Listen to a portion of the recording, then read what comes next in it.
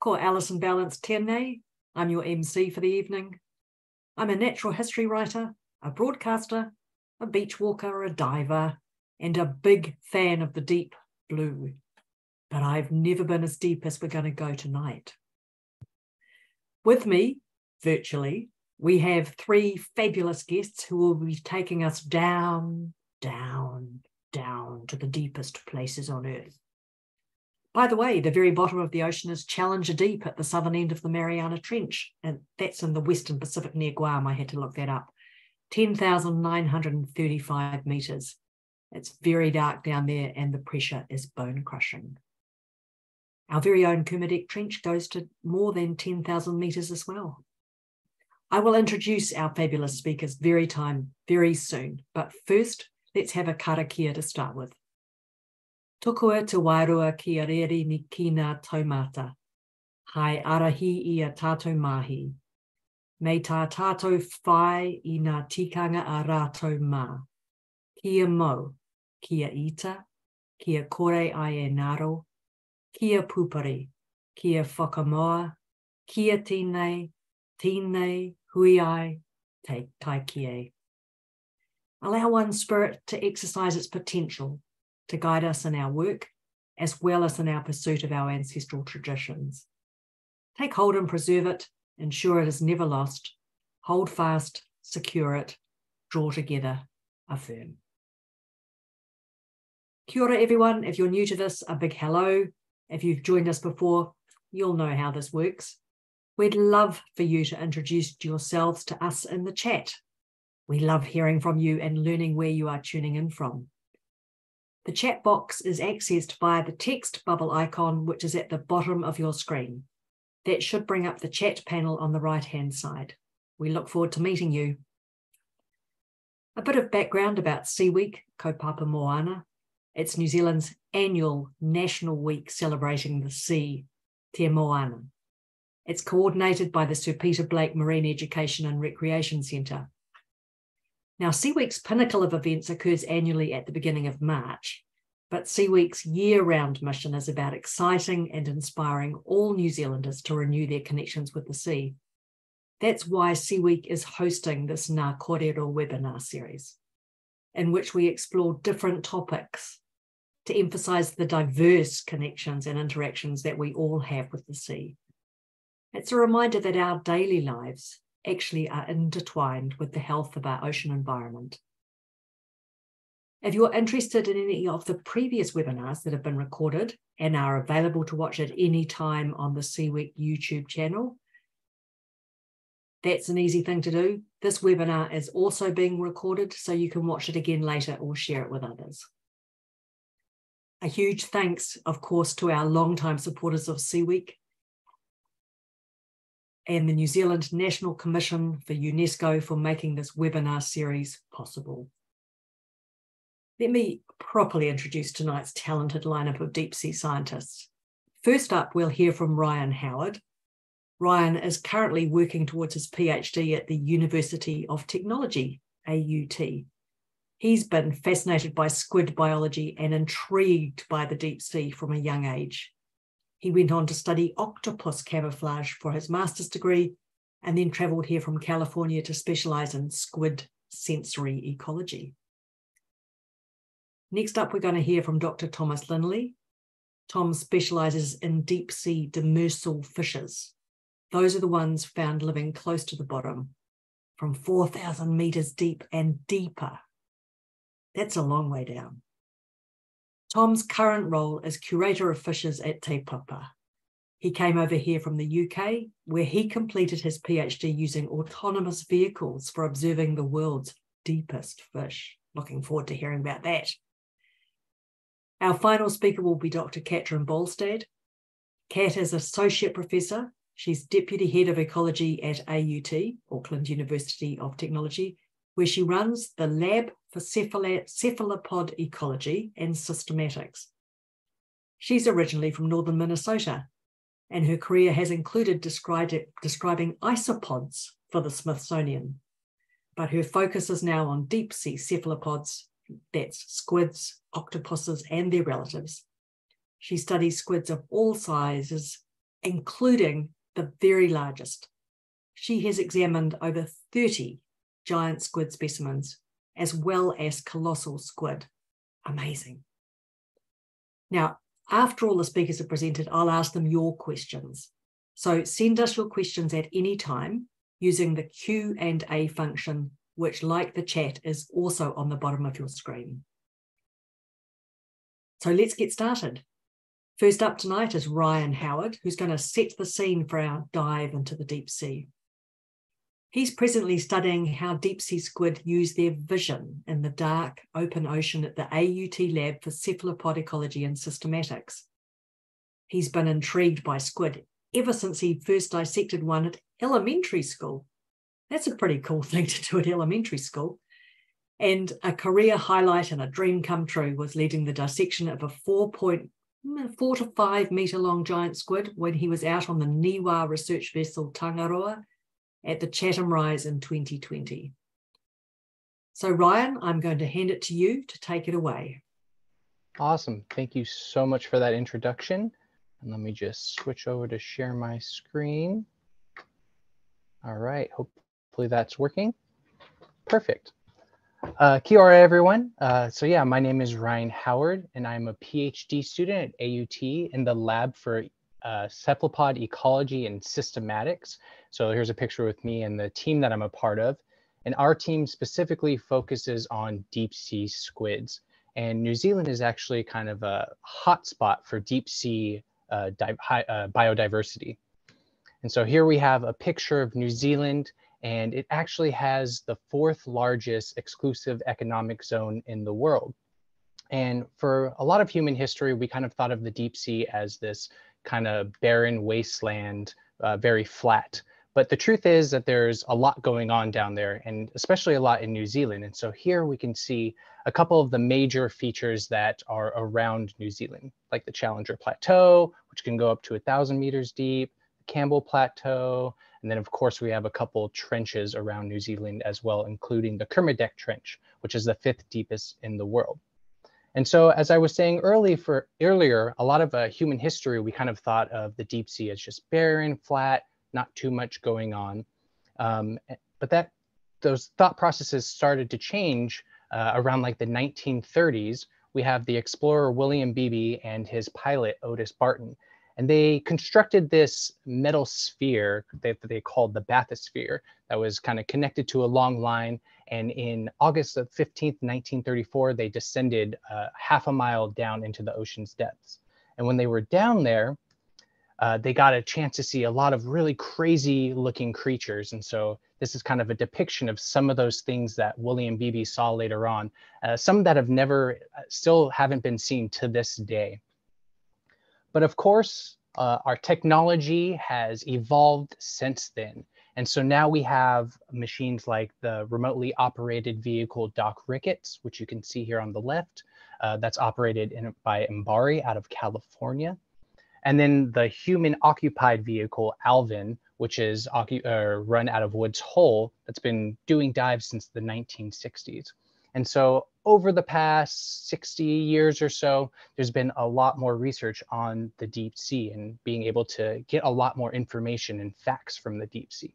And so what I'm going to do for my presentation tonight is kind of take you on a tour of the deep sea, just kind of get us adjusted to what the deep sea looks like and feels like, and show you maybe some crazy animals that are down there and some of the really cool, unique features of the deep sea. We won't have time to get to all of it because the deep sea is so large, but hopefully I can highlight a few of the really cool things. So first, we're going to start in the Twilight Zone. So as scientists, we like to kind of categorize things. And so we've done that with the ocean as well. And we've kind of broken the layers of the ocean down that are divided by different features. So first you'd start off in the epipelagic zone. And so this is the sunlight zone where light can penetrate. And this would not be considered the deep sea. So the deep sea officially starts generally around 200 meters deep when a lot of that light starts to dissipate. And so mostly bluish green light reaches this deep. So we're going to start in this area, the twilight zone, also known as the mesopelagic zone. So about 200 meters deep to 1,000 meters deep. And so For the longest time, as I kind of stated earlier, we thought of the mesopelagic zone as this barren desert, like this area that pretty much didn't have much life. And it wasn't until maybe like the 1940s where we equipped some of our submarines with sonar. And so we had for a long time known that the deep sea was very deep, could go thousands of meters in some areas. But the sonar was giving back this data showing us that there was kind of this bottom around 400 meters during the day that would kind of float up near the top during the night. And it was called the phantom bottom for a long time, or a false bottom. And they didn't really know what was happening. And it wasn't until some years later that we discovered that it was actually all this life that was migrating from lower in the water column and coming up to the surfaces. So this like huge vertical migration that was happening every day, a lot of it being zooplankton, like this copepod you see here on the right. And so this kind of shows us that like, oh, there's a lot more going on here than we had originally thought. And now we know that about 90% of the life in the ocean is kind of in this mesopelagic zone. And it's very diverse, all types of things going on. And so here I have a picture of a few of the things that you might find in the mesopelagic zone or deeper. So now we're going to move on from the mesopelagic zone or the twilight zone into the midnight zone. And here I have just a picture of a sea cucumber, something you might find inside in this area. And so the midnight zone, this is where light no longer penetrates, no light from the sun at least. And so it's also called the bathypelagic zone. And one of the big characteristics that defines this area, and you've probably heard of before, is bioluminescence. So here I have a picture of some firefly squid. And so because light doesn't reach down here in the deep, a lot of things actually produce their own light, which we call bioluminescence. And so it could be used for all types of different things. Here we have a firefly squid that's probably use it to communicate with each other when they're mating, amongst other things. You could have animals like this red-crowned jellyfish that kind of use it as a burglar alarm. So if you have another really big animal that's coming over to predate on them, they might flash their bioluminescence, hoping to attract something even bigger to eat the thing that's going to eat them. It's kind of like a burglar alarm to let other things know. It's like, hey, there's something here to snack on, and then hopefully they can escape after that. I'm sure a lot of you have probably heard of the anglerfish, which have these bioluminescent lures. So basically it's like a light on top of their head that hopefully attracts prey and that they're able to snack on a little bit later. Some deep sea shrimp are able to kind of use bioluminescence as an escape tactic. So they might push out this cloud of bioluminescence onto a fish and be able to escape while it is distracted. But of course, in the deep sea, you don't only want to be able to create light, you kind of want to be able to camouflage into the background and not be detected.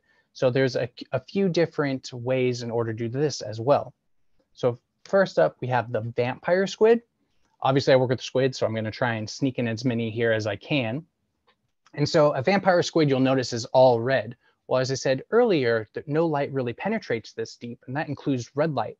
And so one of the ways to camouflage against the background is being red, because there's no way to see red down here this deep.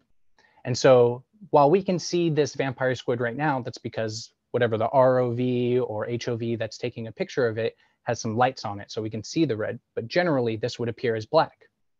Now, there are some instances where you have fish or other animals that have developed bioluminescent spotlights. So you can see here on this dragonfish, it kind of has this red bioluminescence right beneath its eye, and that kind of uses that as spotlight to be able to spot something maybe like that shrimp that we saw earlier. And then in its own right, it's able to kind of camouflage against the background because of its black coloration.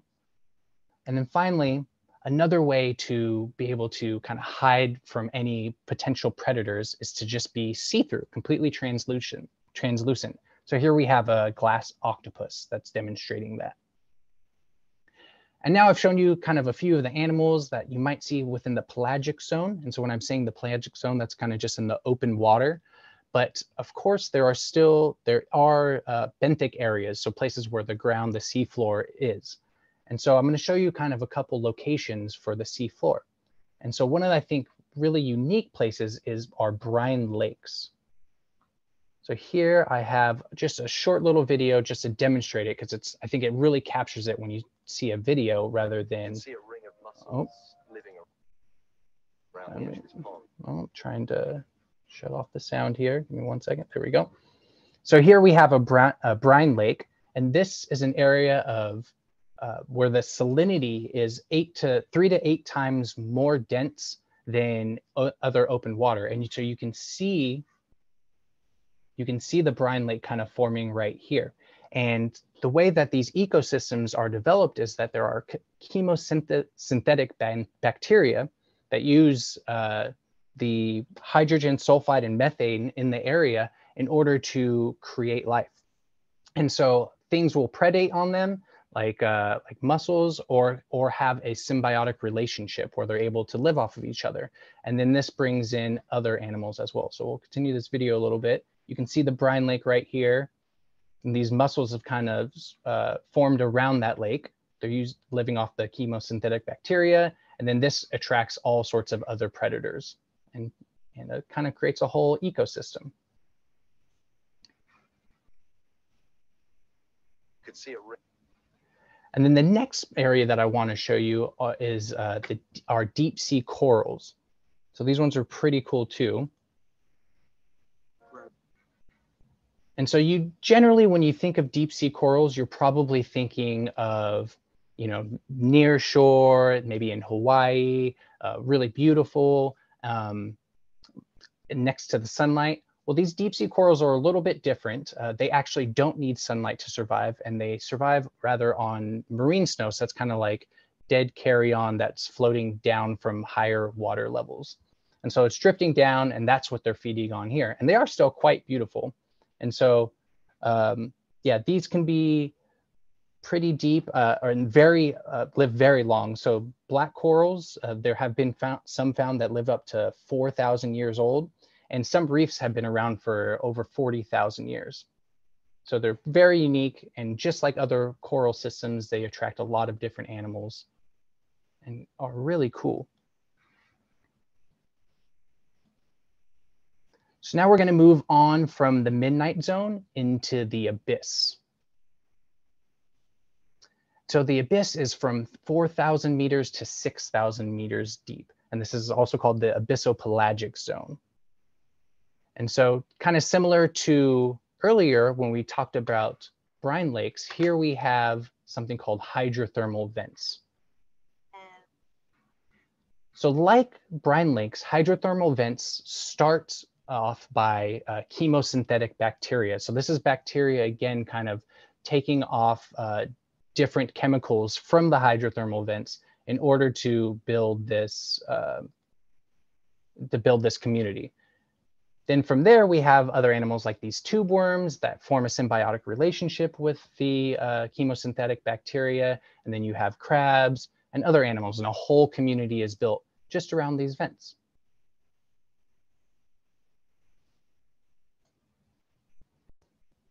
And then I think what a lot of people think about when they think about the abyss are the abyssal plains.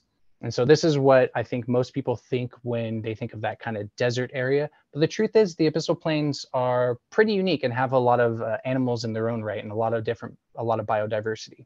And to kind of encapsulate that, I have here a relicanthid, which is a pretty new discovered group of animals, very similar to deep sea anemones. I first thought that this was something like a jelly, but it's actually not, something completely different, which I think is really cool. There's just so much down there to discover it all the time. Then we have this, like another sea cucumber, kind of like I showed earlier. And a lot of the things down here survive off of something called marine snow that I had mentioned a little while ago. And so here we have a whiplash squid, but what I really want you to focus on is kind of everything around the whiplash squid. So all of that is marine snow. So this is like dead carrion and other pieces of animals kind of floating down to the bottom of the ocean that it can feed on. Now, it doesn't always have to be broken up into these small pieces. Sometimes much bigger things drift down to the bottom of the ocean, just like this. So this is something called a whalefall. And so when a whale dies and when a whale passes away, they might drift down to the bottom, and this attracts all types of scavengers looking for food.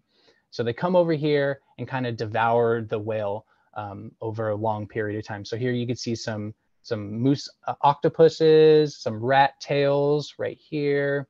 You can't really see it too well, but there's like a mat of like some tube worms.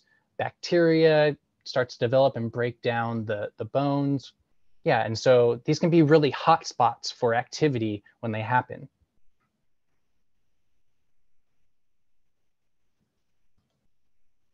And these can be around for quite a long time. So you can see here, this whalefall was discovered in February 2002, and it's still around in 2009, and probably had been around much earlier than 2002. So they can last potentially decades. And then after the abyssal plains, or the abyss rather, then we move on to something called kind of the trenches. And here we have another jellyfish. And so the trenches is in this area called the Hadal Zone. And this gets from 6,000 meters deep to 9,000 meters deep. And trenches are kind of located all throughout the world. So there's quite a few of them, and there's actually one, the 5th deepest one ever, is here in New Zealand called the Kermadec Trench. Now, I'm not going to get into too much detail about trenches because I think you're going to hear a lot about that in a bit, but I just wanted to give you a little bit of a tour of the deep oceans, and just to say that there's still so much more that I really didn't get to talk about. There are cold seeps, all different other types of environments. And so this was just a little intro, and hopefully inspires you to maybe go out and look and see what else is out there to see. And thank you so much.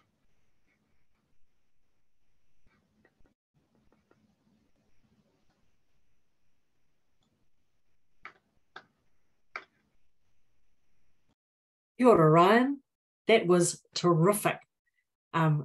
Lovely to see so many of those creatures alive. That just makes it, there's comments in the chat column, people are saying how beautiful things are, and I completely agree. Now, people out there listening, if you have questions, do ask away in the Q&A. Find that Q&A button and put your question in, and we'll get to them after all of the speakers have presented. Our next presenter is Dr. Thom Linley. Now, one of Tom's claims to fame is he's co-author on a paper which describes 3 new snailfish species discovered in the Atacama Trench using cameras which he helped develop.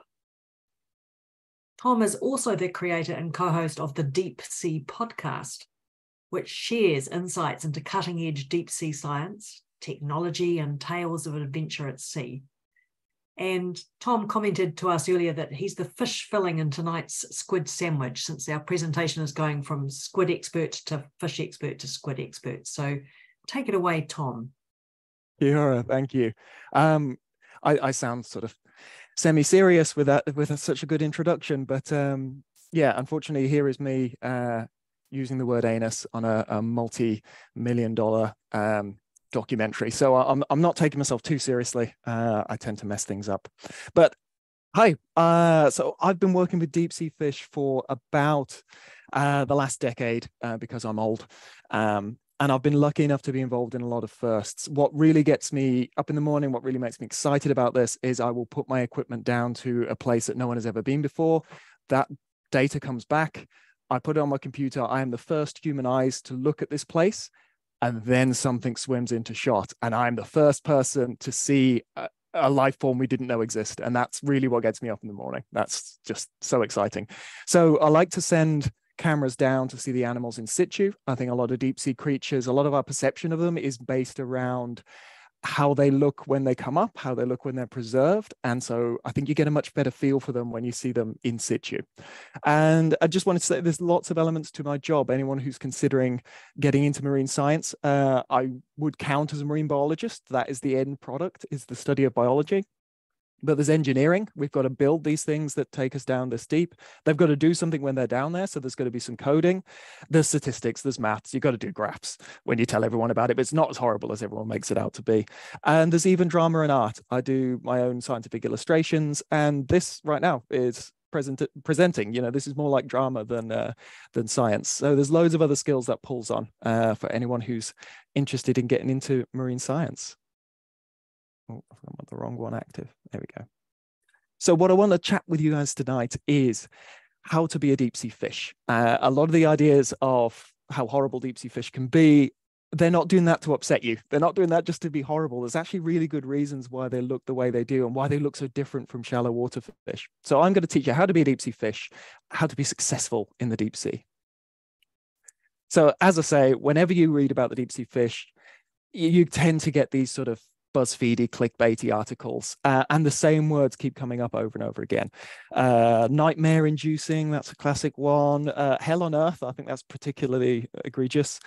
Give you nightmares, haunt your dreams, stuff of nightmares, freak fish, look like aliens, and unearthly creatures of the deep. And the first one I wanted to push back on, sort of following on from Brian's, is this idea that they're alien, that they're something other. So just to drive that home, here is our lovely planet. And at least talking about the bottom of the sea, the bit that I'm sort of interested in, I like the bit where you fall and then you hit something. That is the deep sea right there. That is what we consider the sea, everything up to 200 meters. But the deep sea is the majority of the planet. So we call it a blue planet. Actually, it's a deep sea planet. So it bugs me when people call them aliens. I also really love this map projection. So this isn't doctored in any way. This is just a different way of showing our planet, a different way of projecting that in a 2D way. And it's centered on Antarctica. And what that shows you is, even though we talk about the seas of the earth, it is one ocean, really. And if you're an abyssal plain fish, if you're a deep sea fish living on this bottom, you can get all around the planet. The planet is yours. So I just love how that really shows how interconnected everything is. We did touch upon that we have our very own climatic trench right here, just to the north of New Zealand, and it's lovely. It's how I first came here. So back in 2014, I think it was, we did all of these lander deployments down into the climatic trench, and it's what caused me to fall in love with New Zealand and want to come back, and what made me sort of fascinated by the life that's living here. So a lot of the fish that we're going to see tonight, in fact, almost all of them are from right here, from in the climatic trench. So just to touch on the scary ones, the first thing is that most are actually tiny. That's the thing they never tell you. It's always really zoomed in, those pictures. So anything that you use a teacup for scale, I don't think is particularly scary. So a lot of these big ones, well, a lot of these toothy looking ones are actually pretty tiny. There is an anglerfish in a jar. That's me holding it. This blue thing on the bottom left, that's my thumb. So this horrible teethy looking fish is actually absolutely tiny. Although we will be touching on some giant things later on. So how are you going to be a deep sea fish? How are you going to survive down there? What are some of the problems you have to overcome? The first one is always going to be the pressure. We talk about deep sea, we talk about going deep, but you're under all that water, and water is heavy. And so all that weight is above you. The deeper you go, the more pressure, the more that water is squeezing you. So if you look at, say, your thumbnail is roughly 1 square centimeter. And to put that into context, my glamorous assistant here will show you what weight equivalent your thumbnail would experience at just 4,000 meters. So not even down to 8,000 meters where fish can be found. So that bar is bending, that is difficult. 4,000 meters, every area the size of your thumbnail is experiencing that kind of force. So thank you, beautiful assistant. One thing to bear in mind, though, is that force is squeezing from all directions. I saw somebody making comments online about the Titanic saying, like, well, how come all the crockery isn't smashed if it's under all that pressure? But the point is, it's under that pressure from all angles. It's not just from down. You're being squeezed from all sides. And actually, that can be an advantageous thing for the fish. That also means that if we need to take pictures of things, our equipment needs to survive that pressure as well. So I'm going to share with you one of my greatest failures. Here is one of my lovely camera systems dying a horrible death on its way down to about 6,000 meters. So yeah, there it goes. I'd put loads of backup code in there to mean that it wouldn't be allowed to stop. So the poor thing just kept going even when it was flooding and dying a horrible death. And I think that's really humbling. That had an 1.5 inch thick of super duplex stainless steel on it, and it failed. You bring these huge pieces of engineering down there, and then something delicate and fragile swims into shot. And that really brings it home for me. We are using brute force. We are using human engineering. We are like, oh, we've got to beat the pressure. But the animals down there, they harmonize with it. And it's, when you see it, it's beautiful because they aren't fighting it. They're at one with this pressure. So how do they do that? Well, most of the ways that fish cope are actually invisible to us. It's at the molecular level. The chemicals that make up their body are different. They might have special deep sea versions of the proteins within our bodies. So the enzymes as well. So that makes them really interesting for us as well, because they're special high pressure versions of the proteins that are in our bodies. But there is also an interesting chemical involved, which is called TMAO. And that's actually what gives fish their fishy smell. So when TMAO oxidizes, that's what gives that fishy smell. So all fish have it, but deep sea fish have a lot more of it. And how it works is you've got your proteins. They are important because of their structure, their shape. They're little molecular machines, and it's their shape that makes them work. Under high pressure, water is forced into that shape, and it breaks the protein, basically. It stops it working. So TMAO is kind of more attractive to the water. It kind of binds it up into larger little packets. So it draws it away from these proteins and allows them to start working again. So that's actually how fish are coping with the deep sea pressure most of all. And when we looked at this, what got really interesting is that as you go deeper, there's a linear relationship with the amount of TMAO that are in the fish's bodies. And then at this 8,000 meter mark or thereabouts, there is a magical point where the TMAO gets so concentrated that it is more concentrated than the seawater. And that would make real trouble for the fish, basically, because then that means that seawater is coming into their body rather than going out. So where they balance their water content, that would make it very, very difficult for a deep sea fish. So the theory is that even though a lot of animals go right the way down to the bottom, down to 11,000 meters, the fish and therefore vertebrates only go down to about 8,400 meters, hypothetically. And that seems to be holding true the more and more we look. So problem number 2 is going to be finding food. You've got these big open abyssal plains, excuse me, and the food is pretty meek down there. It's pretty spread out. So I want to introduce you first to one of the fish we saw actually on that Whalefall. These are the rat tails, or the Macrouridae. And just to break down the name, because it's quite fun, the macros means great and the aura means tail. So that long whip-like tail, that's how they get the rat tail name as well. And these are excellent scavengers. They are all about their sense of smell. Something big and dead falls down to the bottom, like a whale, like a big fish. These guys are amazing at finding it. And you can see in this video here, they sort of home right in. And actually, they get a little bit overwhelmed at the last bit. And quite often they overshoot the bait and then come back round. So what we've done here is we put a nice tasty bit of mackerel on a stick in front of a camera, and we've made the deep sea fish come to us, basically. So this is what it can look like down there once you get a bit of a feeding frenzy going on. So like your Whalefall, and they're just fantastic at finding and intercepting carcasses down there. They spend their whole life cruising, trying to save as much energy as possible across the current to try and pick up the smell of something dead that's fallen. So even though their eyes are quite large, we know from their brain structure that actually it's not their primary sense. Their primary sense is their sense of smell. And if you cover the second half of that fish, if you cover that unusual tail, it's not a weird looking fish. It's still a fishy kind of fish. And you might have seen it's got a little chin barbel, and maybe the head looks a little bit familiar. They're actually related to the cod. So these aren't weird and strange. You ignore that pointy tail. It's a pretty standard looking fish. So there's other feeding groups down here, and these are Bassacetus cusk eels. You get these from about 3,000 right the way down to 7,000 meters. And for ages, these were turning up. And you think what I'm thinking, you think they're going to crash. Every time I see this video, I wait for them to crash, but no, that one's closer. Anyway, they just turned up and they stared. They just stared at the bait. We put several hundred calories of fish bait down there, and they just look at it. They just float there looking at it. And it wasn't until quite recently that they started doing stuff, and we started realizing why they were turning up. So they aren't interested in the bait, but they know that the smell of something dead is going to attract other scavengers. So that really slow, lethargic way that they move is actually how they hunt. So they set themselves up next to the bait or next to any dead thing, and they strike at any other scavengers that come a little bit close. So what it's doing here is going for the amphipods, the little crustaceans that are starting to come in.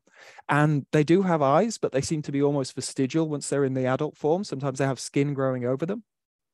And so we think they're finding the carcass or the bait by their sense of smell. But these strikes, these predatory attacks, once they get here, we think are coordinated by vibration. They've got a really big jelly-like head, and we think they're picking up the vibration through the water. And that's how they're coordinating these attacks. So as long as you stay still, it's like the T-Rex thing. As long as you don't move, they can't find you. But these are the amphipods.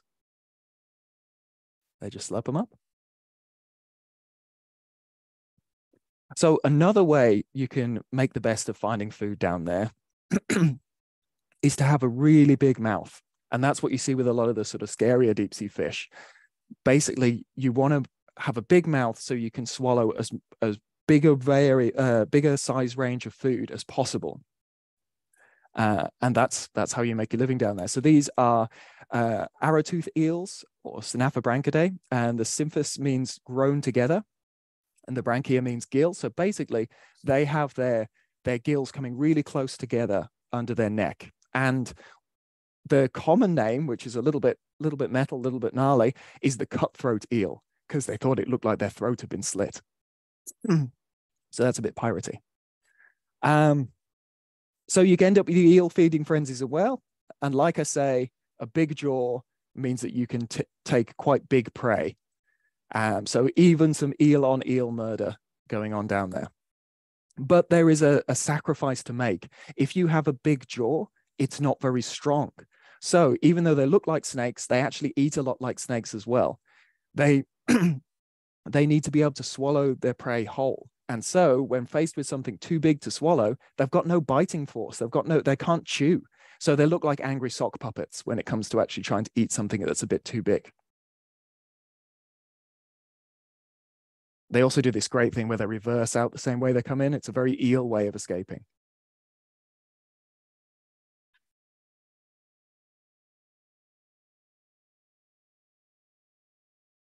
So yeah, I think we just annoy them, really. They do team up with dogfish, actually. That's an interesting thing. They let the dogfish tear it up. Now, this one is interesting. This is the little eel that you saw get dragged off at the start, so you might be feeling sympathetic to it, but I bet I can turn you around. This is the parasitic eel, and it's the total opposite. It has a small mouth, and it has incredibly strong cutting jaws, and they are a bit like hagfish. They go a bit deeper. But they just drill into flesh. They do this weird spinning action, and they can burrow right into flesh. The very first one of these was found along the spine of a halibut that had been trawled up. And the original thought was, that's how it got its name, parasitic eel, basically, because they found it living inside another fish. But the argument was that it had probably been caught on the line, and then they're just a scavenger that took advantage of a fish that was caught on the line. But then in 2014, I think it was, a 2-meter-long mako shark was found with 2 of these eels in its heart. And again, the same argument was made.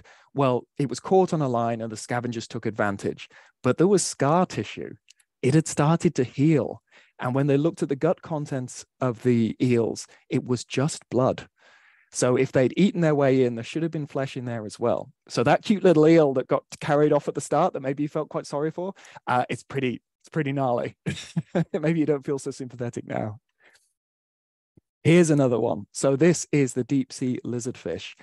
And this is all about not missing your chance when you do find something. So everything we've seen so far goes to a food source. It moves around.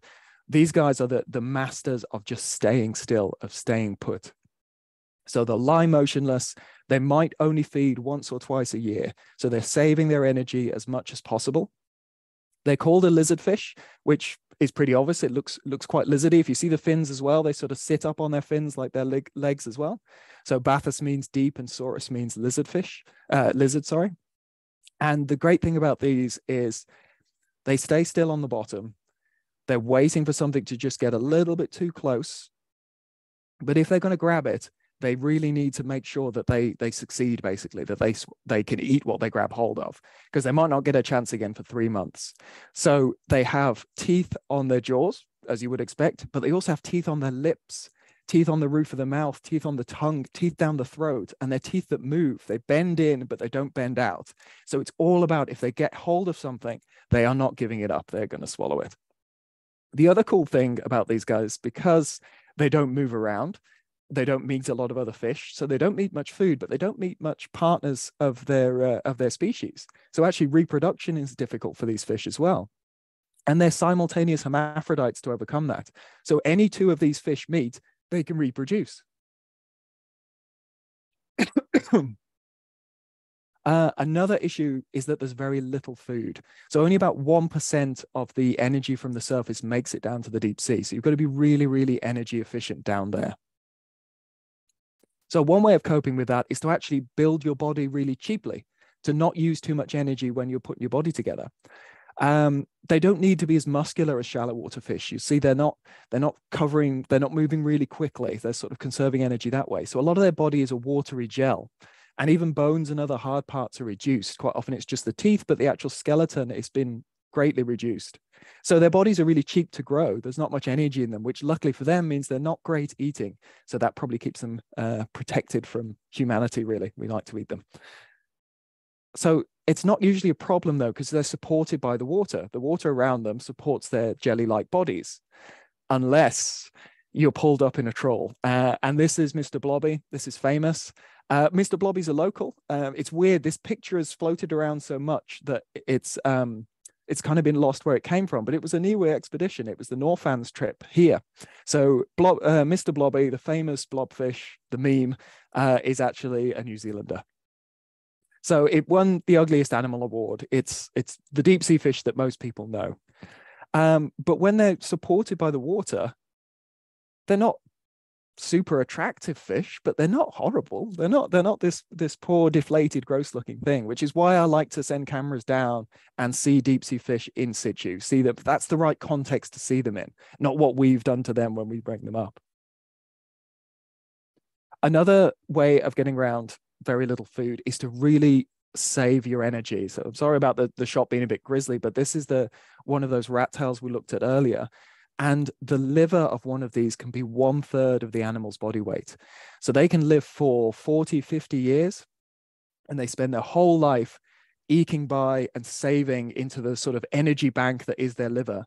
And they might only reproduce once. There's some species we think are semoparous, which, like salmon, means that they reproduce once and die.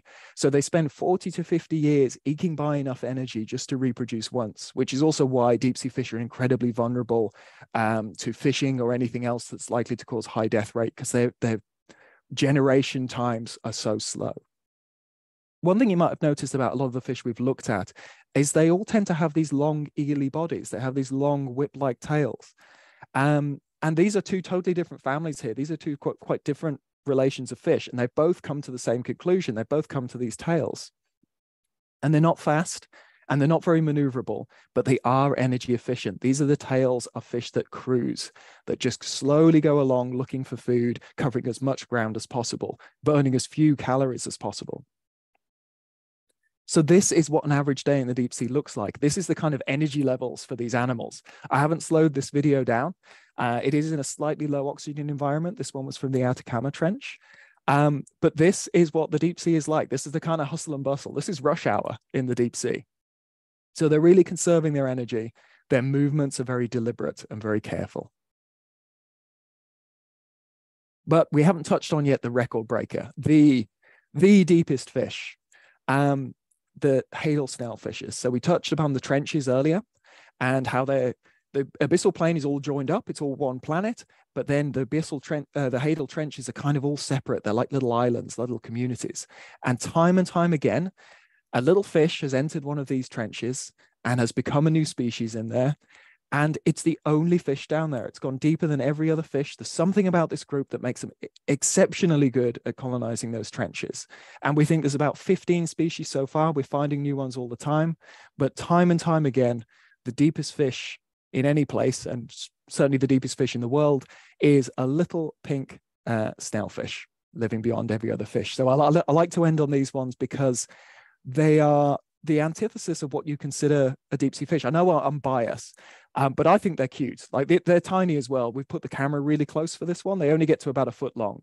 But I think they've got like smiling little faces. There's a cuteness to them. They're quite social. They're quite gregarious. Because they've got the place in themselves, they're not sort of as hungry as the abyssal fish. So they don't hold on to their energy as much. They're quite active. They're quite sort of social and bumbling, and they reproduce a lot. But they only exist in the trench that they're found in, which makes them vulnerable as well. So I like to end on what the deepest fish really looks like, which is actually quite a cute little pink thing, which is actually fairly friendly. And just as a last plug, like was mentioned, we make the Deep Sea podcast. If you would like to hear more about the deep sea and current news and interviews with people who are more interesting than me, then give it a try. But that's me. Thank you. Kia ora, thank you, Tom. That was terrific. Lovely little pink fish. Way down deep, who knew? Thanks for all your questions so far. Don't forget, jump into the Q&A at the bottom of the screen to add your questions, and we'll get to them later. And now from cute little fish to the really big things down below. Our final presentation tonight is from Dr. Kat Bolstad. She is affectionately referred to as Squid Woman in some circles, apparently, and Kat has made quite a name for herself in the world of cephalopods and deep sea research. Kat's PhD included a global systematic revision of a family of squid, and basically since then she's carried on trying to make sense of what was a taxonomic mess. Kat has dived in submersibles to depths of 1,000 meters in the Antarctic looking for colossal squid, and she likely holds a unique record of being the deepest lactating human. Take it away, Kat. Thanks, Alison. Kia ora koutou, ko Kat toko ingoa, ko te wananga aronui o Tamaki Makaurau te wananga. I'm Kat Bolstad. I work at Auckland University of Technology, and I'm going to introduce you to the AUT Squid Squad and some of the things that we do shortly. First, I have to thank and both thank and apologize to one of my favorite bands, They Might Be Giants, for the inspiration on the cover of this talk. So any TMBG fans out there, you may recognize the album cover to Apollo 18. This could well be one of the reasons that I do what I do these days. All right, so Ryan introduced our research group a little bit already. We are the AUT Squid Squad, or the AUT Lab for Cephalopod Ecology and Systematics. We work out of Tamaki Makaurau, Auckland, New Zealand, and we work closely with a number of domestic institutions in Aotearoa, New Zealand, including NIWA, the Museum of New Zealand, Te Papa Tongarewa, and Auckland Museum. And it's institutions like this that help provide us access to the deep sea material that we focus on. So we're a research group focusing largely on deep sea squids in particular, which of course are difficult to come by and difficult to access under normal circumstances. So it helps to have kind of a collaborative mindset on them so that you can make the most of opportunities when they come up. And that's what I've been invited to come and speak to you about this evening. So I'm going to talk to you a bit about the world's biggest squids and some of the things that I'll touch on in my little moment here. We could go far, far down many of these rabbit holes for a much longer talk, but I'm just going to hit the highlights tonight. Are things like, who are they? What do we know? And I put "know" in quotation marks because it's always very dangerous to say that we really know something, especially about deep sea stuff, because often it turns out that more information comes to light and what we thought we knew, we need to revise a little bit. What sorts of things do we not know for sure, but we're beginning to be able to infer about these things? We do a lot of detective work, or tooth sleuthing, as we sometimes call it, because toothology is the study of squids. And what are we just straight up going to say we don't know yet? Or maybe we're starting to get a bit of information about some of this, but maybe not in some cases. So probably we should make sure that we know exactly what a squid is to start with. So squids belong in the class Cephalopoda. So they are cephalopods like octopuses and squids, and some of the other things you may be familiar with in this group. Squids and octopuses form about equal proportions of the living cephalopod species, with about 300 known species each. And then the other major groups are cuttlefishes, little things we call bobtail squids, and a few other things that are sort of maybe 1 to 10 species in a few other subgroups. So we're going to focus on squids for today, and so that I can be sure that when I talk about some of the technical things about these really large animals, we understand and can visualize what I'm talking about, I'll just very quickly run you through some important squid and comparative octopus anatomy. All right, so the mantle, which is the standard part of the squid we measure to talk about how big a squid might be, is the body. It's the tube-shaped part, which if you're a calamari eater, you would cut crosswise, and that's what forms squid rings. So octopuses and squids have a sac-like body called the mantle, and that has all of their sort of internal organs that we would have in our torsos inside. This is linked up with the head, which has the same things that your head has: the eyes, the brain, the mouth. And then the siphon or funnel, which you might be familiar with, which they use for jet propulsion. And then we get to the wiggly end, which has the arms and tentacles. And I mention this importantly because it's very common to hear people talk about octopus tentacles, and tentacles are a very specific feature of squids, actually. So octopuses only have arms, and squid have both arms and tentacles most of the time. So the arms have suckers all the way down their whole length. Tentacles only generally have suckers or hooks at the very end on the part called the clubs, and they're longer than the arms generally, and they are used in capturing food and feeding and a number of other things. So if you are looking at a cephalopod and you don't know what it is, and it has real tentacles, it must not be an octopus, but it could be a cuttlefish or a squid or a number of the other 10 appendaged cephalopods. And the other thing squid will generally have is a pair of fins, possibly near the end of the body or running along the entire length of the body. And few octopuses, but not no octopuses, will have fins. Okay, and very quickly on a little bit of internal anatomy, you might be familiar with some of the oddities of cephalopod anatomy. Running down the back of the mantle, we have a slightly rigid structure called the pen or gladius. This becomes important a little bit later when I talk about how old they might be. The mouth part is a beak, a bit like a bird's beak. It's got 2 halves, and it uses that to cut up food, and that's in the center of all the arms and tentacles. Behind that beak sits a radula, which is kind of a bristly tongue, a bit like a cat's tongue, although they don't use them for grooming that we're aware of. A squid has 3 hearts, which is true of all cephalopods, and famously also a donut-shaped brain through which the esophagus passes. So when a squid is cutting up its food into manageable pieces, one major consideration for that is the fact that the esophagus passes directly through the middle of the brain, which has the potential to cause a lot of trouble if you don't chew your food properly.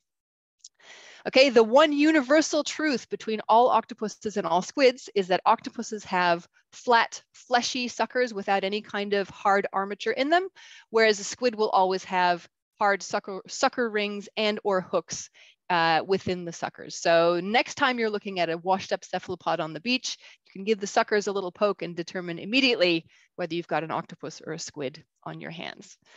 Now, if I asked you to draw me a squid without having known those previous distinctions, you probably would sketch out something like this. This is what we would call in our lab a squid-shaped squid, which is kind of how you imagine a squid would look when you conjure up an image of a squid mentally, which I'm sure everyone here does all the time.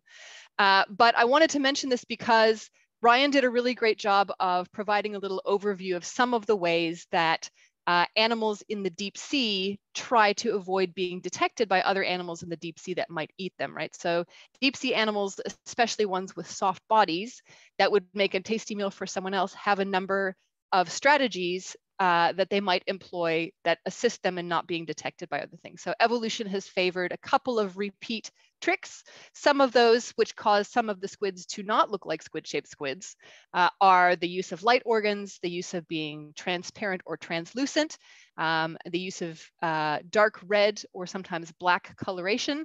And we have quite a few very interesting squids, particularly around Aotearoa in New Zealand, that use a number of these features. But one of the things that is almost fail-safe as an evolutionary strategy is outgrowing your predators and getting big enough so that your own diet can include quite a lot of other smaller species as well. And this is where the large squids really excel. All right, so the large squids are squid-shaped squids by and large, but their main trick that they're able to do is they get to these very large body sizes and they grow to a point where very few things will tackle them. Okay, so the two that I want to talk to you about this evening, although there are other quite large squids in the deep sea, are the giant squid, Architeuthis ducks, and the colossal squid, Mesonicoteuthis hamiltoni. And this is a really nicely put together pair of images that shows the relative body proportions, because when you ask what's the biggest squid in the ocean, the answer is it's a little bit complicated because it depends on how you define big. So if I ask you, is the biggest mammal an elephant or a giraffe, then we have to get a little bit technical about whether we're talking about height and length or weight, right? So, and what we've got here is one very long but quite spindly squid and one extremely chunky but much shorter squid. And so in a sense, each of these could be considered the largest squid in the ocean. So we will start with the giant squid. In Aotearoa, New Zealand, where we're based, this is our friendly neighborhood kraken. This is the one we have in the deep sea right around where we are. There is only one species of giant squid worldwide, although I believe 21 or 22 different species names have been given to giant squids in different parts of the world. A fairly recent genetic study showed that not only is it one species worldwide, but the genetic diversity is kind of astonishingly low in this worldwide population of giant squids, which is quite interesting. They are deep sea animals, although, as you will know now from Ryan's and Tom's talks, they're not really abyssal animals or trench animals. Giant squid is usually found between about 200 and 1,000 meters, with apparently kind of a peak around 400 to 600 meters depth.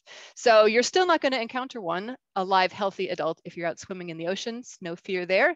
The healthy, mature adults will be found far below the reach of accidental human encounter. And the giant squid is the world's longest squid. So we could say it's the largest squid. Females, as far as we have solid evidence, can reach up to at least 13 meters in total length and a weight of about 300 kilos. And giant squids have been known and had a name within the Western scientific tradition for about 200 to 250 years, although stories of krakens, of course, far predate them having a formal scientific name within our system. And I mentioned arms and tentacles before. One of the big differences that people might be familiar with in these two very large squids is what they've got on their tentacles. Giant squids have these very large suckers, which can sometimes leave scars on the heads of sperm whales. These are probably the largest suckers in the cephalopod group. Now, if we move on to the colossal squid, the colossal squid is also only one species, that's Mesonicoteuthis hamiltoni, but it's one in a family of about 60 other species, and the family is called Cranchidae, or the glass squids. And it doesn't look a lot like the other glass squids, and if I've got time, I'll show you a little video in a moment. But it does have some closer relatives than the giant squid. And you know, it seems like these two large squids should be fairly closely related, but in fact, if we separate them at the family level, that's the same level distinction as we have between all dog species and all cat species. So in a way, they're quite similar, but in a way, they might be more distantly related than you might think.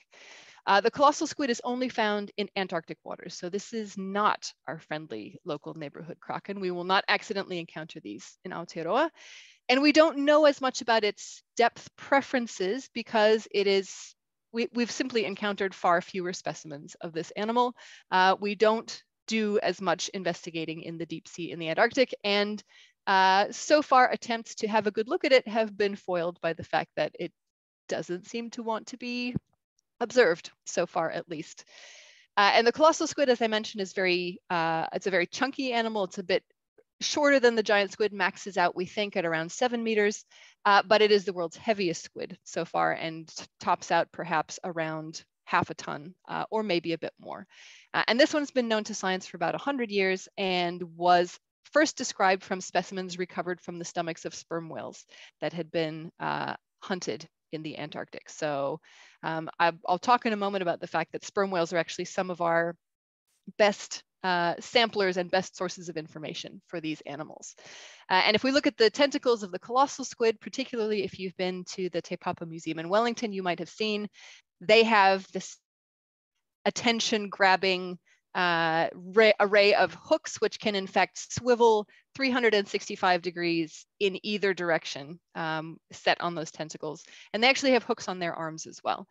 So we have two quite fascinating and very large animals here. And I've given you the maximum known sizes. I will say we are not above using very small humans for scale just to make them look extra exciting. So, you know, I do like to use the smallest members of my lab and or local children for scale in the images to truly convey what impressive sizes these animals can reach. Okay, and just a quick look at the beaks for comparison of these two animals as well. So this is an image of a colossal squid beak. You can see it's quite hefty. Recently in the lab, we were examining another smaller squid and we thought we'd pop a couple of beaks next to each other to give an impression of size. So on the left, we have a beak of sort of a fairly standard size squid that we might fish or jig or use as calamari, next to the beak of a giant squid, right? So there's a pretty clear and impressive size difference here.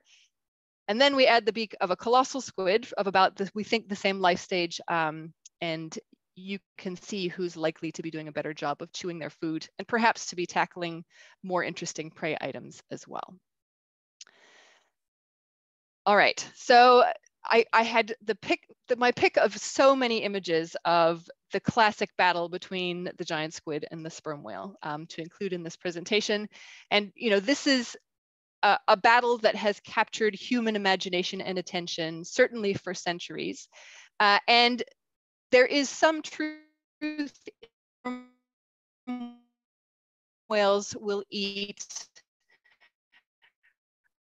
1 to 1.5 tons of squid every day, of which some are giant squid.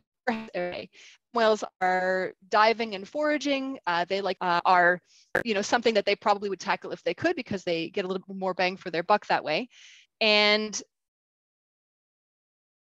when we get questions about how many giant squid might there be out there, but we can calculate or estimate some things based on known predation rates. So for example, in 2013, a paper came out sort of summarizing what we knew about giant squids at that time. And at a conservative estimate, based on sperm whale populations at the time, they calculated that about 4 million giant squid would be consumed per year if every sperm whale on the planet was eating 1 per month. But if every sperm whale on the planet is eating 1 per day, which is feasible, because about 1 to 2% of the squids that sperm whales eat every day are likely to be giant squids, we could have 131 million giant squids being consumed every year by sperm whales. And that's just the ones that are being consumed by sperm whales. That's not all the ones that are not being consumed by sperm whales, of which there must be many, many more. And in fact, a recent paper that re-estimated the population of sperm whales and put them up now to about 900,000 worldwide suggests that the number might be 319 million giant squid being eaten by sperm whales every year. So we don't know what the population is, but we can extrapolate this that it must be quite a few. And colossal squids, which are found in Antarctica, are known to make up about 90% by weight of sperm whale diet in that region. So this is a slightly different way of saying, again, from sperm whales, we suspect that there are quite a lot of these, although we don't really have any good way of putting an exact figure on that. Okay, so these animals are managing to grow so large that most predators will not tackle them at adulthood, sperm whales being the exception and some very large sharks. What are the squid eating themselves? Well, quite a few creative things have been put forward, right? This is one of the things that captures human imagination, the idea that these krakens are maybe pulling down ships with screaming sailors into the depths, attacking submarines. But we actually have fairly little evidence of what they're likely to be eating, and what we do have suggests that they are mostly eating squid and fish of a much smaller size than themselves. Although remains of giant squid have also been found in giant squid stomachs. So what we have here, very often the stomachs of these animals are empty when they come in. So we always get really excited, even though this looks disgusting, to find any kind of stomach contents and get some more insight into what they might be eating. So what you can see the arrows pointing to here are small fragments of very large sucker rings. And paying very careful attention to these, we were actually able to match them up to being different suckers from different parts of a giant squid tentacle. And we were investigating a number of different giant squid specimens, and this came from a mantle that had been separated from the head. So we cannot completely guarantee that it was not the animal's own tentacle, perhaps consumed under stress of capture within the net. But cannibalism is not uncommon in squids of all sizes in the ocean, and it's certainly possible, perhaps quite likely, that giant squids may also be cannibals. Okay, we know a little bit about what they might eat. How long does it take them to get from very small sizes to very large sizes? Because lots of other things in the deep sea have to live a fairly slow life, right? They're energy efficient, as Tom was talking about for fish. And so, you know, we might imagine that the lifespan of a giant or colossal squid must be a matter of years, maybe decades. I mean, some sharks live for centuries. So, you know, what's the time scale we're talking about here? And the short answer is, we don't know. We have a few different ways that it might be possible to figure this out at some point. Lots of different structures in the squid have growth rings, right? So the practice of dendrochronology, like counting tree rings, is counting growth increments in a structure. And the squid has 4 different structures that we might be able to use eventually to figure out how old they are. The trouble is validating how often those rings are laid down. So if we count up the growth rings in different structures, we get different possible estimates depending on whether we think those rings are laid down on a daily basis, after a big feeding event, or perhaps seasonally. And so the short answer is that it seems to be plausibly a couple of years, but there are other structures that we can analyze that suggest more like 6 or 13 years.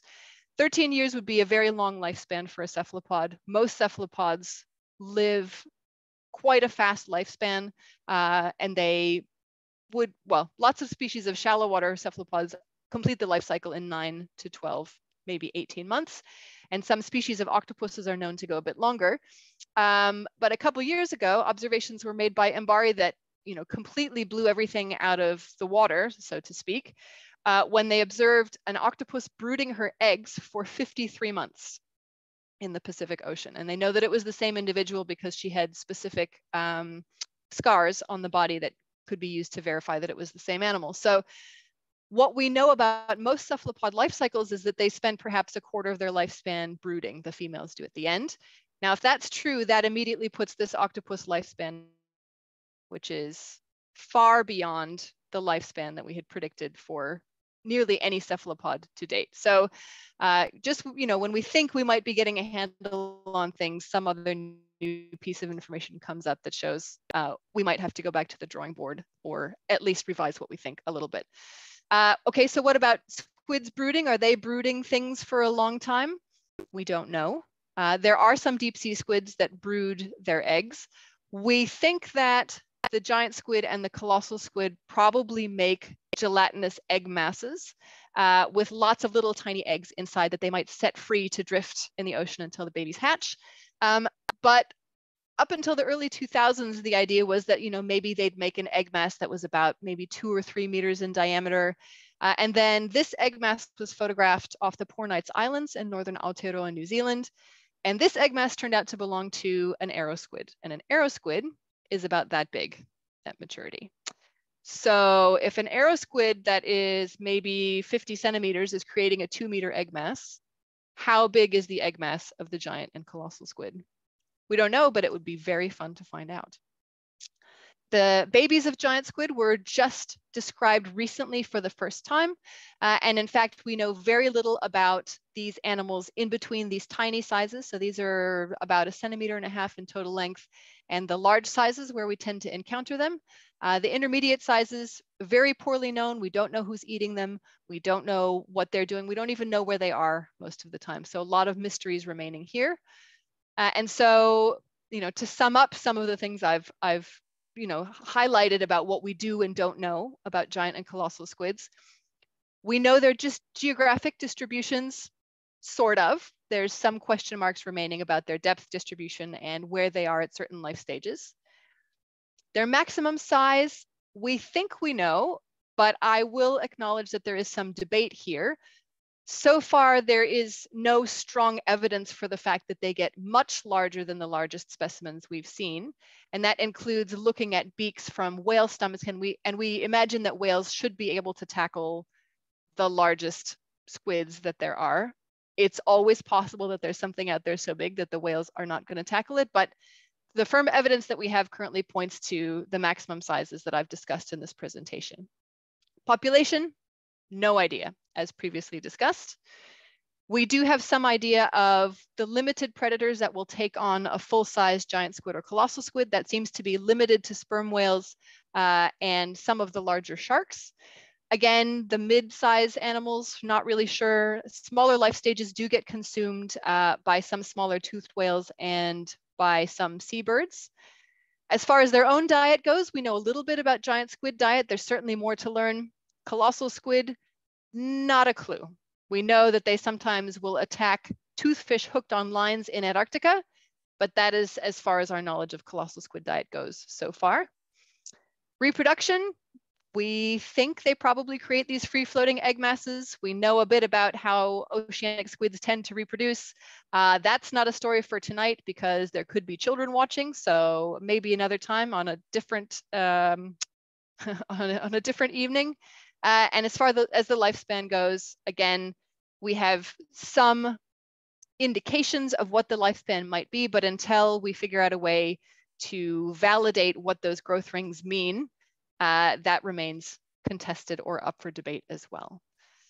So what else do we sort of know? Well, we know that they're ecologically important. Squid are also economically important worldwide, but they're eating a vast amount of biomass within the oceans, and they themselves are very important prey items. You can probably tell there's a lot more to say about them than I can cover in my well over 15 minutes now. Sorry about that. We've got a lot left to learn, but of course, as a classic deep sea animal, it's quite tricky to make natural observations on them or even to encounter specimens. But we do know that people seem to be absolutely fascinated by them. And how could you not be? This image, by the way, is a latex model of a colossal squid built on the basis of measurements of one that we encountered in 2003.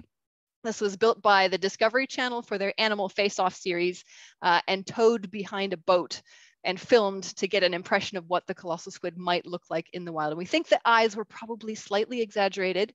But on the other hand, if I can take just 2 more minutes here, I'd like to show you what we actually think the colossal squid might look like in the wild.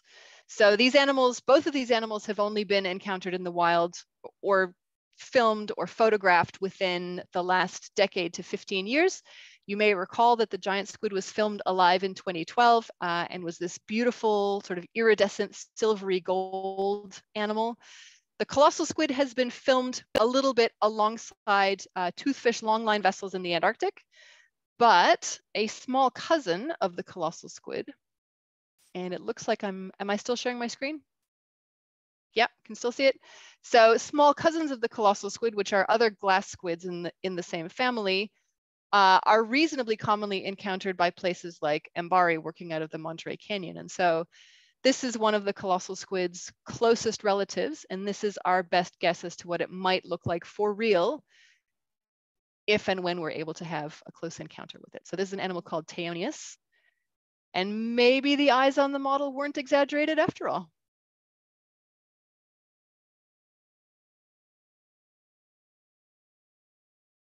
What you can see underneath the eye lenses are 2 large light organs, which when this animal is transparent, are used to help hide the opaque shadow of the eyes from underneath. And I don't know, how can you not love them? How can anyone not love them? That's all I have to say. I would love to get footage like this of the colossal squid, by the way. This animal is, again, about that long, though. So, you know, yeah. Do I want to be in the water on scuba getting this footage? I probably don't. Would I love to see the footage? Yes, I would.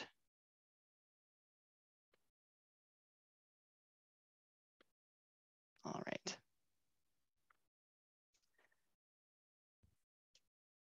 I just wanted to mention, for those who are interested in more information about colossal squids in particular, that a recent very beautiful book has been published in Aotearoa, New Zealand, out of Te Papa, that summarizes everything we know about them. It's called Whiti Colossal Squid of the Deep, and you can get it, you can order it from the Te Papa Press, with beautiful illustrations and providing a lot more information on the animal's anatomy and biology and how we think it lives. And with that, I will wrap up. I'm glad I was going last because I know it was over time, but there's so much to say about the big squid. So thank you very much to the institutions that work with us and help provide us access to these animals, and to everyone who's tuned in and listening this evening. Kia ora. Kia ora, thank you, Kat. That was terrific. I'm just completely boggled by the numbers of giant squid and colossal squid that might be out there. Isn't that amazing? If you think 319 million of them are getting eaten every year, yeah, and you know how food chains traditionally work, that means there's an awful lot of them. There's an awful lot of them out there. The deep sea is a big place. That's amazing.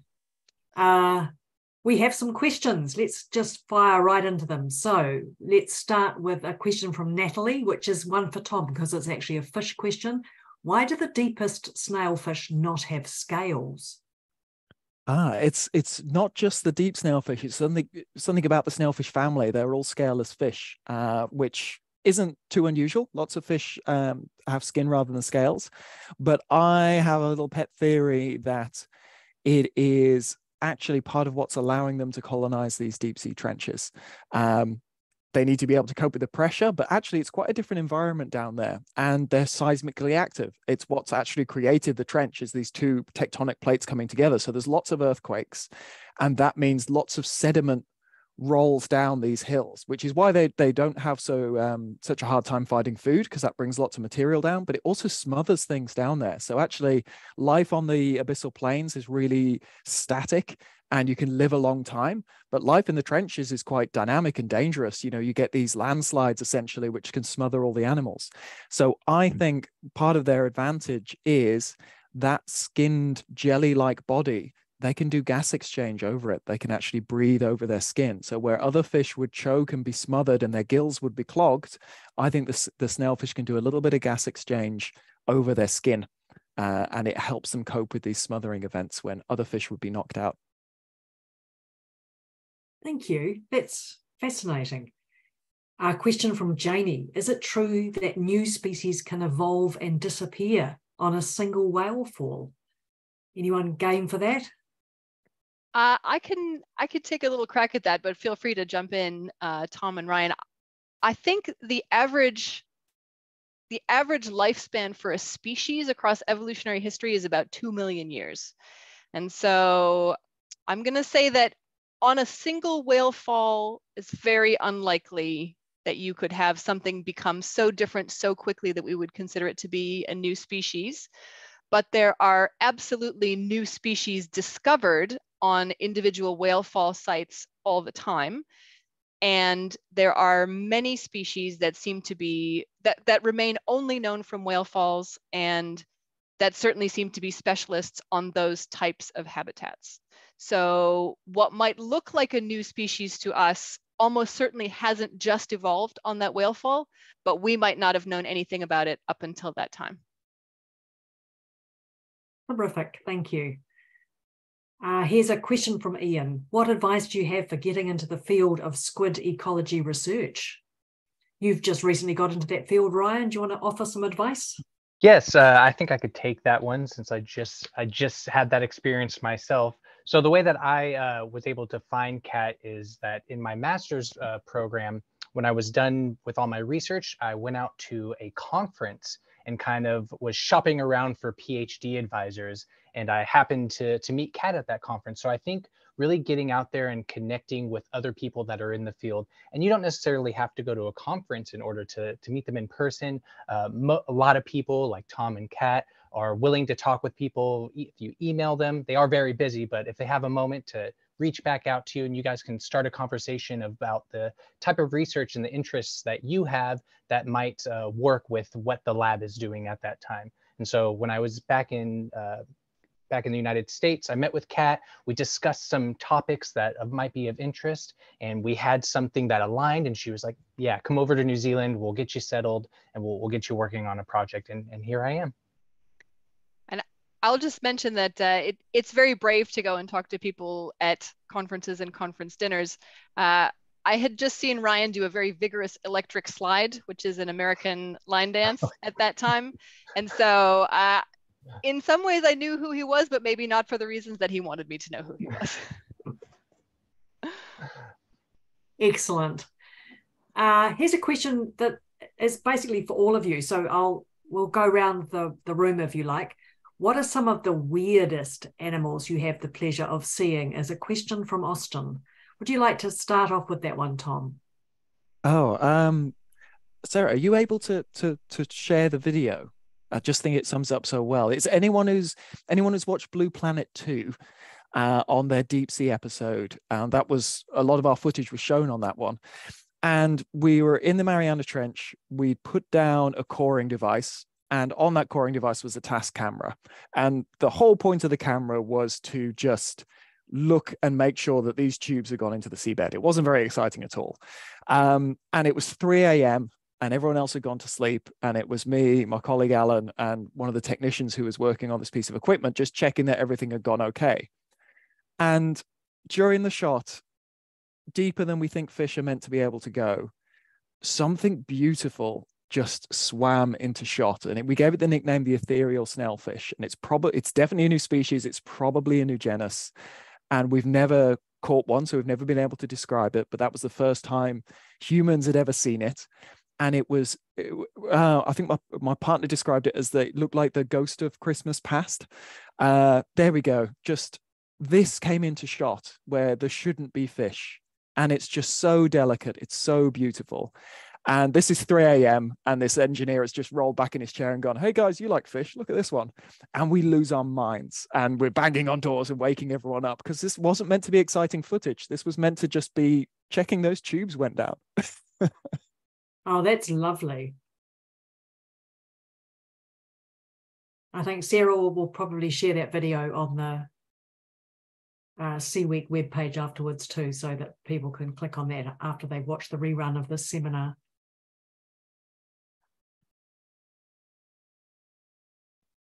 Very nice. Thank you, Tom. What about you, Kat? What about me? I was just trying to pull up an image. So I've got to say, you mentioned that I started out as a crustacean person, and I retain a soft spot in my heart for things with jointed appendages, even though cephalopods are probably horrified by them or just think they're tasty. So I've got to say, I love me some giant ostracods. Gigantocyprus probably is one of my favorites. And in case people can't envision what that is, I'm trying to quickly pull up an image of it here. There we go. Let me share my screen. This is footage of this, I think, appeared in Blue Planet 1. It's this little ping pong ball guy with, relatively speaking, the largest light reflecting eyes in the animal kingdom, I believe. It's a seed shrimp, and normally these would be sort of a couple of millimeters in length, and this guy is about the size of a ping pong ball, and just sort of rows around the midwater with those mustachy looking things and just kind of spins through the deep sea. And I have to give a shout out because I teach a deep sea biology course and I have students give presentations, and I had a student present on this animal this week, and he came dressed as a giant ostracod, and it made me so happy. So Andrew, if you're out there, major props to you for that one. So that's my pick on weirdest animal. Excellent. Okay, Ryan, your weirdest thing. So most of my experiences with animals have been, or with deep sea animals rather, have been on these kind of excursions where you're going out and assessing fishery stocks. And so you get some things caught up in the bycatch that come in. And I would say the weirdest one that I've seen is probably a vampire squid. Obviously, I'm going to pick a squid. That's what I'm always going to kind of lean towards. But yeah, we got a vampire squid one time. It's the only one I've ever seen. And I haven't seen one since. It was pretty small, probably about this big, very beautiful. It was like a deepish purplish color. Maybe that was kind of messed up a little bit from coming up in the net. But that was a pretty amazing day to get to see one of those. Other than that, I would have to say, I think one of my favorite things that we find sometimes and kind of work on in the ALCES lab are Teningia. And so these are not quite as big as giant squids or colossal squid, but they are still pretty large. I think they get up to around 2 meters long. And they have these really beautiful photophores on the ends of two of their arms that they maybe use to like flash or stun their prey or communicate with each other. I think I have, if I can share my screen. Yeah, we need a whole Sea Week evening dedicated to Teningia. Oh yeah, absolutely. They converted me on the last Squid Christmas, actually. I'm totally into Teningia now. Yeah, we got to see one. It was pretty cool. Yeah, nice.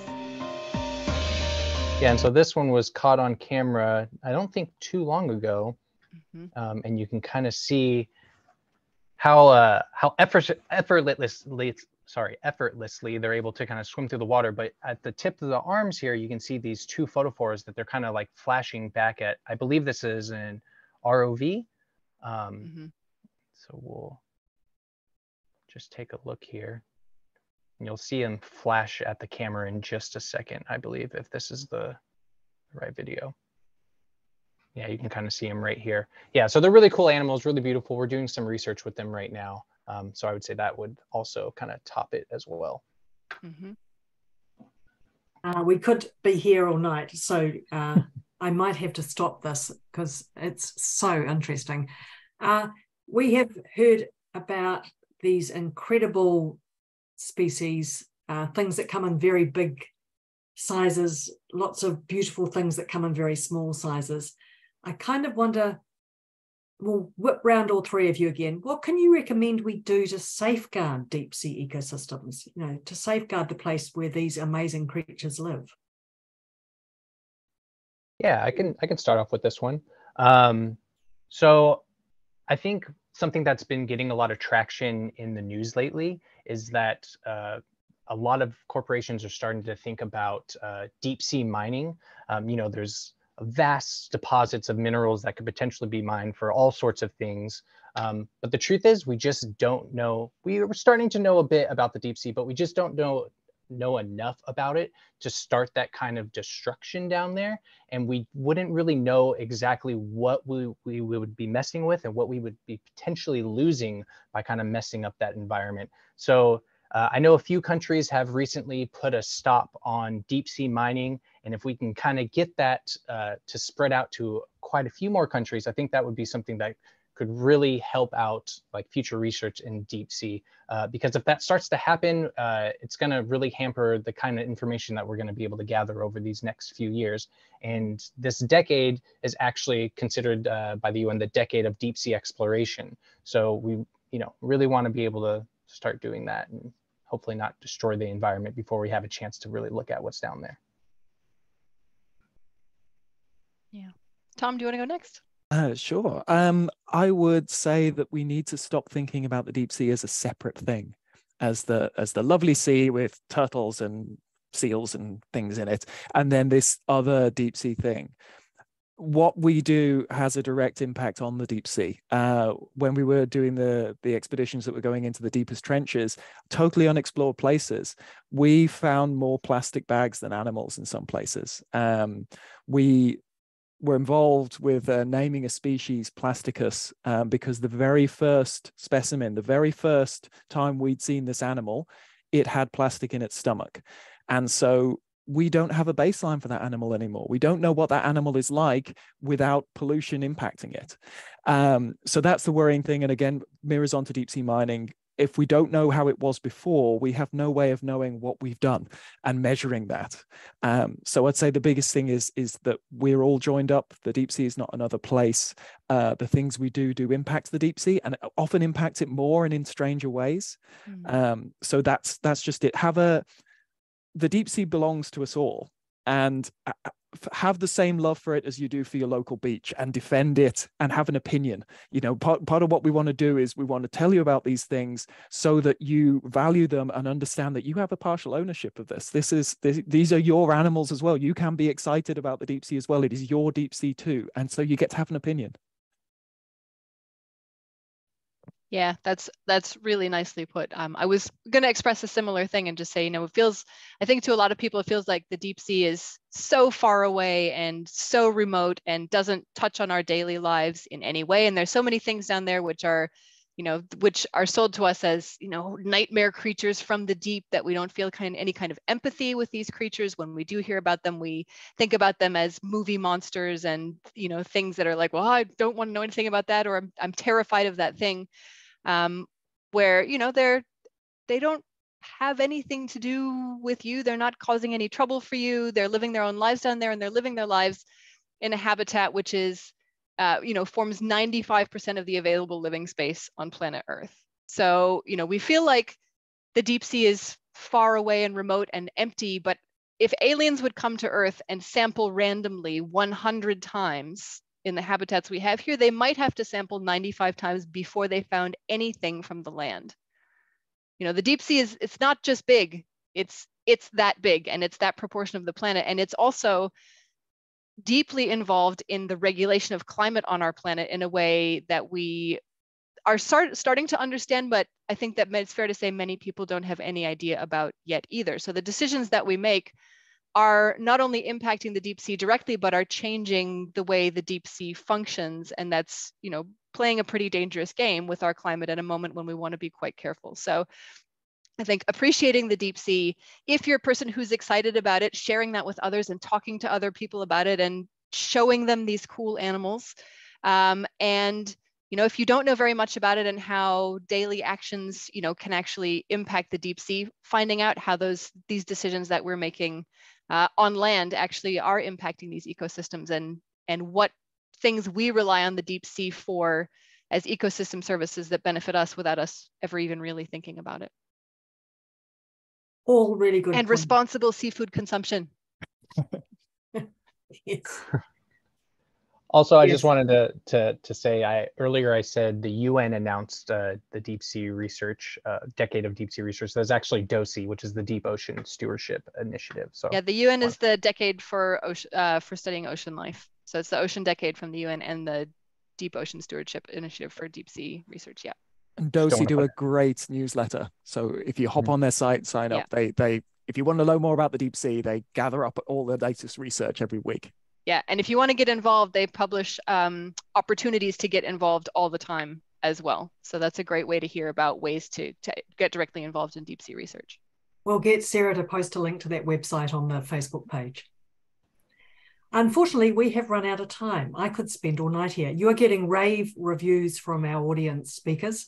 A huge thank you to you all. Kat, Ryan, and Tom, you were terrific. To our audience out there, thank you for being here with us and asking such great questions. I'm sorry if we ran out of time before we got to your question. A big thanks, as always, to Sarah working away behind the scenes. She is what makes all of this happen. She has just posted our survey in the chat box. If you have a minute, please, could you fill it out? Sarah will also send you out a follow-up email, which will have this link in it. We would love to hear what you thought. Your feedback helps us make better webinars next time round. And if you want to listen to this webinar again, or you missed any of our previous ones, they are all online. You can find them on the Sea Week website, if you look on the news tab there. And they're also on the Sea Week's YouTube channel or Facebook page, in both cases in the videos section.